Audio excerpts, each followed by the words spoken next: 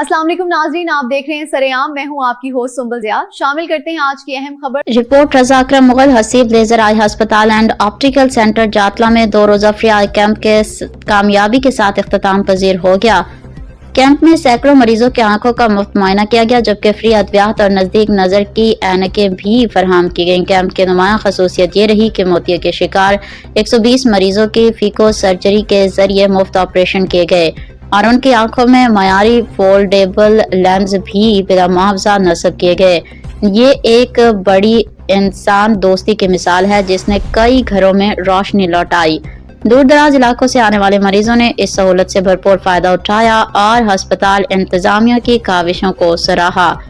अवाम इलाका ने हसीब लेजर आई अस्पताल की पूरी टीम और उनके ओनर डॉक्टर जफर इकबाल को कामयाब फ्री कैंप के इनेकाद पर खराज तहसीन पेश करते हुए नेक ख्वाहिशात और मुबारकबाद दी।